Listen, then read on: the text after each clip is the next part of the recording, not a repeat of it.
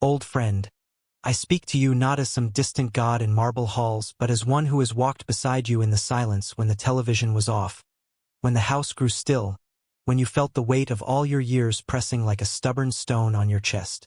I have watched you clench your jaw and push harder, trying to force life into giving you what you believe you've earned. You think your struggle is noble, that your sleepless nights and your endless effort are a badge of honor.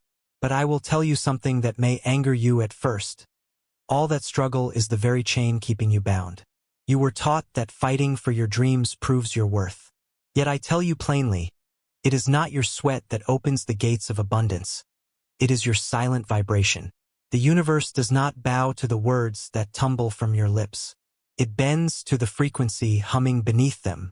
You can repeat 1,000 times that you want peace, prosperity, health, but if deep inside your heart beats with fear, if your stomach twists with doubt, if your bones carry the weight of unworthiness, then that is the song the universe obeys. It is not fair, you might say. How can something as invisible as a feeling shape the ground I walk upon, the balance in my bank, the loneliness in my bed? But look around, old friend. Everything surrounding you, the size of your house, the people who call your phone, the ailments that slow your body. All of it is the echo of what you have vibrated in silence for years. You think your life is random? No, it is precise. The way a seed buried in soil inevitably becomes a tree, your emotions, your thoughts, your secret self-talk, they sprout into circumstances. You may not like the crop, but you must admit you were the one planting day after day with every worry, every resentment, every unspoken belief that you are not enough. This is not an insult. It is the most liberating truth you will ever hear. Because if your inner state created the world you see, then your inner state can create a different one tomorrow. But not by working harder, not by wearing yourself down. By changing the signal. Let me show you. When you were younger, perhaps in your 20s, you remember pushing through fatigue to make money, to prove yourself to your family, to stand taller in the eyes of the world. And it worked for a while. You earned, you bought, you displayed. But what you did not notice was that the universe was not responding to your long hours. It was responding to the silent desperation within you. The worry that you might lose what you had gained. The fear that you were never truly safe. The suspicion that joy could be snatched away. And so, though your bank account filled, the anxiety never stopped. You never got to taste the fullness of your harvest. That is why I tell you the first revelation. Your struggle is not proof of strength but proof of a misaligned vibration. You became a soldier fighting an enemy that does not exist, because life is not won by force. It is received by alignment. You might want to resist me now, to argue that hard work built the roads, the cities, the empire you see. But even those men who swung hammers and carried bricks were driven by a vibration inside them. Some of them worked from fear and built prisons for themselves. Others worked from faith and built cathedrals. The action is the same, the outcome different, because the vibration was different. You know this in your bones. Have you not met men who labored less than you but seemed blessed? Who walked lighter and yet doors flew open for them? And did you not wonder why fortune seemed to smile on them without the same grinding struggle? It was never luck. It was resonance. They vibrated abundance before they saw it, and the world mirrored it back. Do not grow bitter at them. Grow awake. The mistake is not that you tried, but that you tried through effort rather than through being. Hear me clearly. The universe is mental. All is mind. What you see is nothing more than a projection of the thoughts you have rehearsed and the feelings you have fed. A man can speak words of faith, but if his heart trembles in doubt, the heart wins. Feeling is the true prayer. The body knows it, the universe knows it, and you cannot fake it. Your lips may say, I will succeed. But if your gut churns with fear, the universe hears only fear and obeys it faithfully. That is why the scriptures whispered, as a man thinks in his soul, so is he. Notice it does not say as he works, as he fights, as he pretends. It says as he thinks in his soul, deep inside. That is the signal. That is the language of creation. You have been speaking that language without knowing it. That is why life feels like a mirror you cannot escape. It is not punishing you. It is revealing you. You may look at your aches, your empty chair at the table, the debts that weigh you down, and think fate has turned cruel. But I tell you, those things are the printed diagnosis of your vibration. They are not curses. They are clues. When you see scarcity, it is a mirror of your inner belief that there is never enough. When you see loneliness, it is a mirror of the unspoken conviction that you are unworthy of love. When you see limitation, it is a mirror of the silent suspicion that life is against you. Does this sting? Good. Because sting is the first step toward waking up. The truth hurts only until it heals. And this truth is freedom. If you created this with your vibration, then you can create again with a different one. You are not doomed to repeat. You are not too old to change. The universe is not finished with you because you still draw breath. Even now, with all the years behind you, the soil of your mind is fertile. Every thought is a seed. And what you plant today, you will live tomorrow. Do not think you must overhaul everything at once. A single change in vibration ripples further than decades of effort. A single moment of gratitude can undo years of bitterness. A single feeling of abundance can crack open the gates that effort has battered against in vain. Do you see, old friend? You are not weak. You are powerful beyond measure. Your problem was never lack of effort but lack of awareness. You were already manifesting all along. You just did not know the rules of the language you were speaking. The revelation is not that you must learn how to manifest. You are doing it now. The revelation is that you must learn how to direct what you manifest. And that direction begins not with words, not with sweat, not with rituals, but with vibration. Be careful now, because your mind may try to slip back into old patterns. Fine. I will work at vibrating better. I will try harder to feel gratitude. But listen, effort again is the trap. Vibration is not forced. It is chosen. It is breathed. It is relaxed into. You cannot fake peace with a clenched fist. You must let go. Even if all you can muster is the faint warmth of a memory. Perhaps holding your child for the first time. Perhaps watching the sun rise over a lake when you were a boy. Start there. That feeling is the seed. Water it, nurture it, and soon it will bear fruit. Stop asking, when will my life change? And start asking, what am I vibrating right now? Because that is the true answer. That is the hidden script writing your days. I know you are tired. I know you feel you have more past than future. But this is why I come to you now. Not to bury you under regret, but to lift you into freedom. Your story is not over. Your reality is still clay in your hands. And the first step is to put down the hammer of effort and pick up the seed of vibration. Do not believe me blindly. Test me. Today, choose 1 hour where you refuse to entertain scarcity, where you carry yourself as if abundance already breathes in your lungs. Watch how the air around you shifts, how people respond differently, how the mirror of reality begins to tremble. The proof will not come from my words, but from your experience. This is the law. This is the language. And this is the beginning of your true freedom. Old friend, if the first blow to your certainty was hearing that the universe answers vibration, not words, the second will feel like a mirror thrust inches from your face, because this chapter is not about theory. It is about evidence, the kind you can't argue with because you're already living inside it. I will not flatter you with soft phrases. I will show you where you stand barefoot on the glass and how that glass is only reflecting what you carry within. And if that stirs your pride, let it. For pride makes a loud noise right before it breaks, and the breaking is the entrance to something freer. Look around your home, the chair you favor because your knees talk back, the coffee mug with a hairline crack that you keep anyway, the quiet in the evenings that you both cherish and dread, the pattern in your bank statements that repeats like a song you didn't mean to memorize. These are not random. These are the printed readings of an interior weather that has been broadcasting for decades. And I am asking you not to debate me but to test me by reading your life as data, because life is a perfect accountant and keeps every receipt of the feelings you have spent. You say you want proof, and I say your proof is the way the same kinds of people keep appearing at your door in different bodies telling the same story, the way the same setback wears a new mask but leads you to the same corner, the way you prepare for disappointment before it arrives because some ancient part of you expects the blessing to be delayed, reduced, or revoked, and then life obliges that expectation because the expectation is a magnet and the magnet never apologizes for doing its job. Law of correspondence means as within so without, not as a metaphor but as a blueprint. If the foundation in you is poured with a mixture of caution and scarcity, the house you build will creak.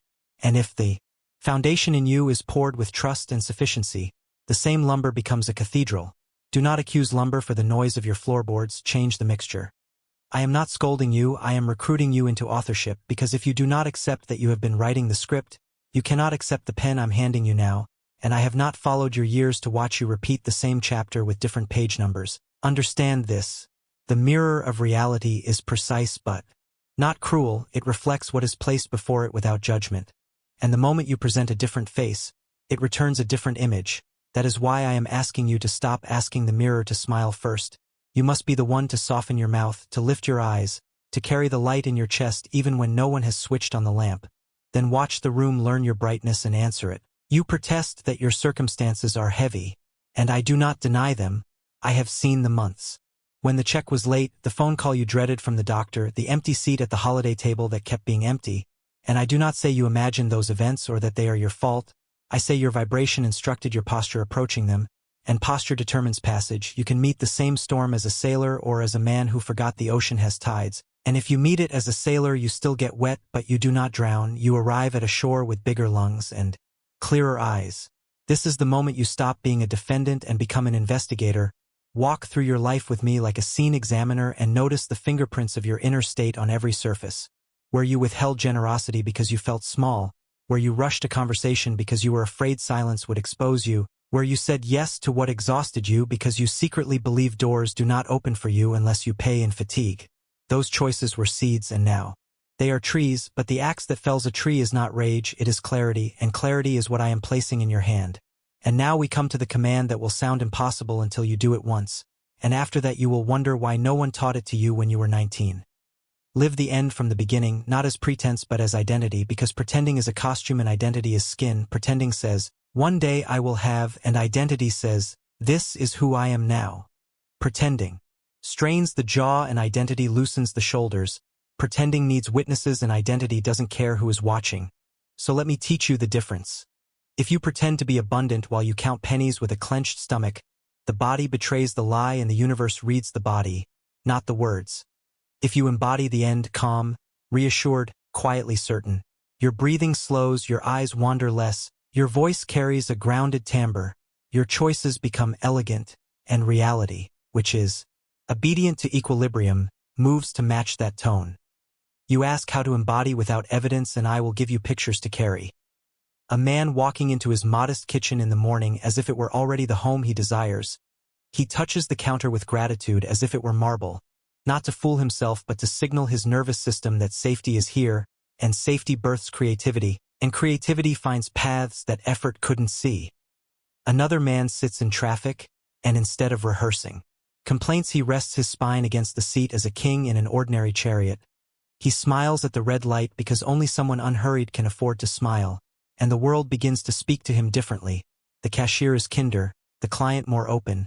The idea arrives at dusk like a bird who finally hears a quiet window. There is also the man who believes the end so sincerely that he rearranges a drawer as if preparing for the life arriving. Not to tempt fate, but to teach his hands the choreography of a new season. This is not superstition, this is instruction to the subconscious. The laboratory that runs most of your hours while you are not looking, and instruction repeated with feeling becomes law. But there is a threshold many fail to cross because they dig up their seed to check on it. They ask, is it working? With the tone of someone who expects to be disappointed, and that tone is a forecast, and forecasts tend to be right.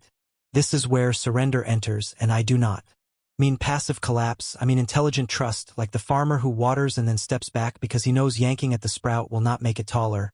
I am asking you to practice sacred restraint, to stop arguing with the very soil that wants to feed you, to rest your mind in the knowledge that the same intelligence that rolls your breath in and out while you sleep can roll a solution toward you without your nervous interference. You fear that if you release your grip, everything will fall apart, but what has your gripping achieved?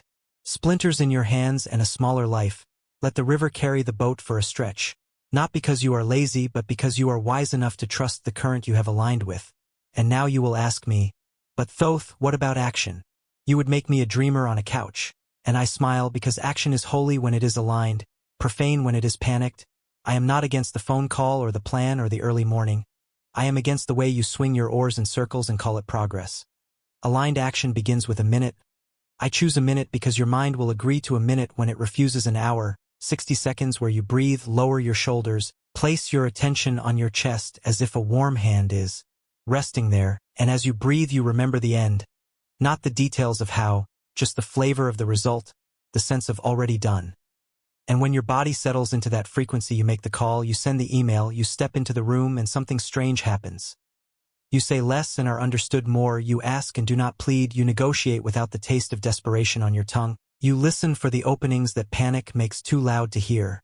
The ritual is simple and, therefore your mind will try to discredit it, but simplicity is how the sacred often hides. You do not need drums to change a life, you need a steady drum inside your ribs. And because I know the habits of a man your age in your country, I will make it practical enough to try today. Before your next important action. Conversation with a son you have not understood lately, a decision about money, a doctor's appointment. Find a quiet corner. Place one hand on your chest and one on your belly. Breathe in to the count of 4. Hold for 4. Release for 6. Repeat 3 times. Then name in a whisper the end you are embodying. I am the man who brings peace into this conversation.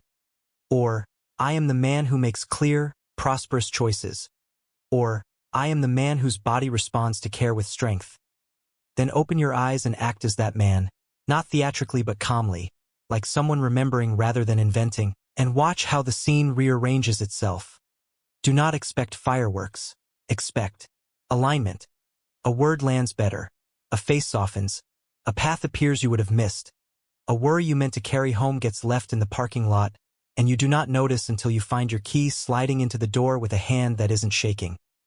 I will also ask you for a long obedience in one direction, because spike and crash is the rhythm of addicts, not masters, so choose a small daily anchor that confirms your end state before the world speaks to you. Perhaps when you wake you sit at the edge of the bed and say, "Today I travel light," and you feel what lightness does to your spine before you stand. Or you pour your first glass of water as if it were a sacrament and say silently, "Provision finds me." Then drink as a provided man, or you take the slowest walk to the mailbox you've ever taken and practice the stride of someone unhurried by fear, because the body teaches the mind and the mind teaches the field. Your television will sell you urgency, your phone will sell you outrage, your memories will try to sell you a rerun of yesterday. But you are not a marketplace, you are a temple, and temples have liturgies, so build one. A morning sentence, a midday breath, an evening gratitude so specific it embarrasses you, because specificity is a magnet's polish. You may say, "I have tried being positive." And I will say positivity is confetti, embodiment is architecture. Positivity throws bright paper in the air and hopes joy will land. Embodiment lays a beam, then another, until a roof appears and the rain must obey it. You have also asked, perhaps silently, how long this takes. And I will tell you a secret that will frustrate the part of you that wants guarantees. Reality moves at the speed of your surrender and the steadiness of your state, not your calendar, but do not be discouraged because small confirmations will arrive quickly. An email you were not expecting, a waiver of a fee, a conversation that finally blooms. These are the scouts of a larger army arriving. Treat them as proof. Thank them. Do not insult them with "it's just a coincidence." Because gratitude is how you invite their brothers. You will stumble, of course you will. After 60 years, your nervous system is fluent in certain alarms, and some mornings. You will wake to old weather in your chest. On those days, do not wage war with the storm. Make tea for it, say, "Ah, scarcity, my old tenant, I have a new lease now, but you may sit here for 5 minutes while I breathe." Then breathe and give the feeling a chair instead of the whole house, and when the 5 minutes pass, ask it to leave, and if it lingers, go for a walk with your shoulders back as if your refusal were a posture. And now let me tell you why all of this is worth the trouble. When you live the end from the beginning, life stops treating you like a stranger, you become a citizen in your own country. Doors that used to require knocking swing open because they recognize your gate, and the people you love feel safer around you because safety emanates from you and not from your circumstances. You laugh more, not as a defense but as an overflow, and you sleep at night not because the world is fixed but because your anchor is inside the boat. This is not a trick, not an indulgence for the spiritually bored. It is the operating system of a human who remembers what he is. Mind breathing through matter, a note in a music older than the sun, capable of choosing his pitch. I will not promise a life without challenge, only a man who does not crumble at challenge, because he recognizes it as sand polishing glass. I will not promise all prayers will be answered the way your younger self demanded, only that you will live inside the kind of faith that notices a better answer arriving through a door you were not watching. So here is your assignment until we speak again.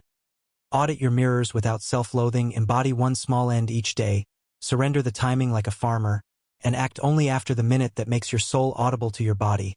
Do this for a week and then another, and let the weeks string together like beads on a simple thread you will someday call a life, your life, quietly radiant, unreasonably favored, built from the inside out the way all true houses are built, and when a friend asks you why you seem lighter, tell him the truth that will sound like heresy to people who worship effort. I stopped asking the mirror to smile first. I became the smile and the mirror remembered me. Old friend, we have walked through the first veil where you discovered that the universe does not answer the desperate cries of your lips but the quiet song vibrating in your chest. And then we have stood before the mirror of your own life, forced to see that what surrounds you is nothing but the reflection of what you carried within yesterday. Now we step into the final revelation, and here you must brace yourself, because what I am about to tell you is not merely about wealth, not merely about health, not even merely about peace. It is about being itself, about the very substance of who you are when you strip away the masks and the striving, when the noise dies down and the silence of the eternal presses its hand against your chest. Hear me clearly.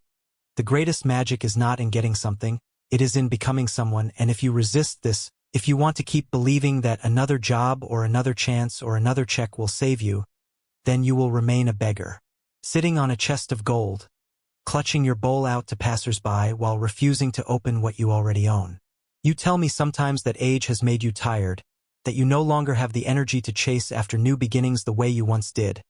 But I tell you this is your strength, not your weakness, for you have lived long enough to see that the endless chase is a lie.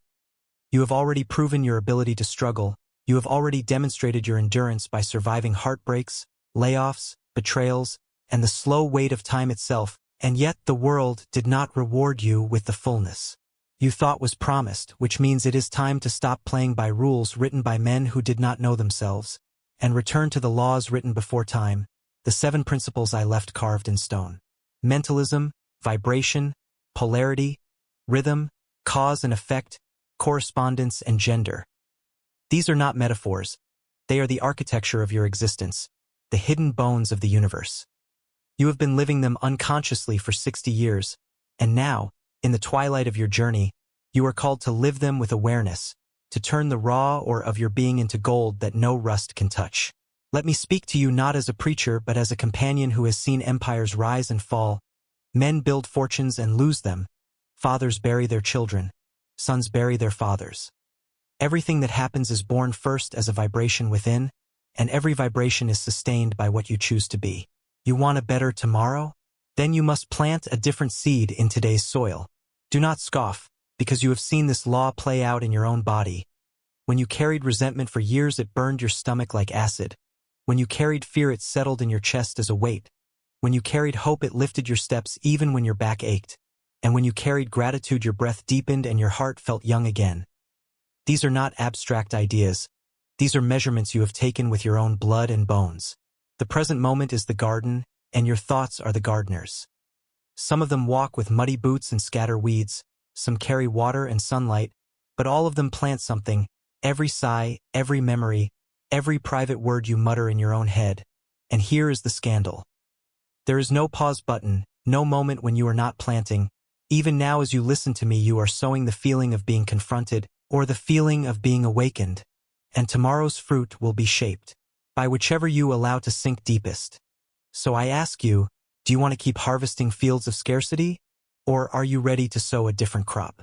This is where imagination enters, and I do not speak of fantasy. I do not speak of idle daydreams about lottery tickets or yachts. I speak of the holy womb of reality that lives in your mind, the place where every cathedral, every ship, every machine that hums in your modern cities was first born as an image before it was carved in wood or poured in steel. Tell me, do you think the first man to dream of flying had wings on his back? No, he had a picture in his mind of a body rising, of air holding him, of freedom unchained, and that picture, fed by longing and belief, carved a path until men sat in aluminum birds and crossed oceans in hours, and you yourself have sat in those birds, annoyed at the delays, forgetting you were living inside another man's dream. So I tell you, your imagination is not a toy. It is the very workshop where destiny is forged, and if you use it only to rehearse your fears, you are forging chains for your own ankles. But if you dare to use it to embody the end you desire, you are opening the door to the power that already rests within you. Do not say to yourself, I will be strong again. Say, I am strength in motion. And then feel your shoulders square, your chest expand, your spine remember its dignity. Do not say, one day my family will be united. Close your eyes and feel their laughter in your kitchen now. Smell the coffee, hear the chairs scrape, hear the voices overlapping, and fall asleep in that scene until it becomes the melody your soul hums without effort, because the moment before sleep is not just a biological pause. It is the alpha doorway, the passage where the conscious mind grows quiet and the subconscious stands open, ready to receive instruction. And if you enter that gate carrying despair, despair will be planted. But if you enter carrying gratitude, faith, and the feeling of completion, then your inner laboratory will work all night to assemble the materials of your new life. Napoleon Hill spoke of autosuggestion as if it were a simple exercise, but it is far more. It is the hammer of the builder, the chisel of the sculptor, the fire of the alchemist. When you repeat a phrase with the weight of emotion, your subconscious cannot distinguish between what is real and what is dreamed, and so it begins to move mountains, to bend chance, to whisper ideas, to draw people to you. And yet many will never taste this, because they confuse performance with presence. They recite empty affirmations while their heart beats with doubt. They look in the mirror of reality and curse it instead of noticing that it is only following orders. So I urge you, do not pretend, embody. Pretending is a mask that slips the moment you are tired, but embodiment is a second skin that grows with you, that does not need to be remembered because it is who you are. You may think, at my age, it is too late to change who I am. And I answer, is the earth too old to bloom again in spring? Is the sea too old to rise with the moon? Is the sun too weary to rise tomorrow? No, old friend, age has only refined you, stripped you down to essentials, cut away the illusions of invincibility, left you with the truth of what matters. And that is the perfect soil for new seeds, because barren ground is the most ready for rain. The real question is not whether you can change, but whether you dare to stop clinging to the old harvest. For every time you replay the losses of the past, you are sowing them again. Every time you rehearse how you were wronged, you are writing a script for betrayal to appear once more. And every time you choose to imagine, even for a minute, that you are already free, already whole, already walking in peace, you are planting a seed the universe cannot ignore. So here is how you begin. Tonight, when you lay your head down and the house is quiet except for the hum of the refrigerator and the occasional car on the street outside, close your eyes and choose your end. Not the struggle to reach it, not the plan to build it, but the end itself. See yourself where you want to be, not in the vague haze of someday but in the sharp detail of now. Picture the photographs on the wall of that house you have always wanted. Picture the laughter of grandchildren you may not see every day but who come running to your arms in your imagination. Picture your body light, steady, walking without fear, and then breathe until your body believes what your lips have declared. Let that be the last note you play before sleep takes you, because in that twilight the seed slides quietly into the soil and the soil does what soil always does. It grows. And when tomorrow comes, you must guard that soil. A thought of fear will try to creep in like a weed. Do not let it take root. Speak a new phrase, not in vain repetition but with the weight of someone defending his home. Say, I am provided for. Say, I am loved. Say, I am strong. And do not stop until your body agrees. For your task is not to become young again, not to return to who you were, but to become the man you always were beneath the noise. The captain who does not beg the wind but knows the sea listens to his very breath. This is the law of cause and effect at its purest, the understanding that every choice, every thought, every small vibration is already building the tomorrow you will walk into, and if you wish to change the harvest, you must change the seed you drop in the soil of now. You do not need the approval of the world, you need your own alignment. You need to become the one who carries the vibration he wishes to meet. And when you do, the mirror cannot help but change, because mirrors are faithful servants. They only return what they are shown. So let your soul show them something new, and let the man you are becoming appear before your own eyes, not in some faraway future, but here, in this moment, where the eternal waits for you to remember who you are.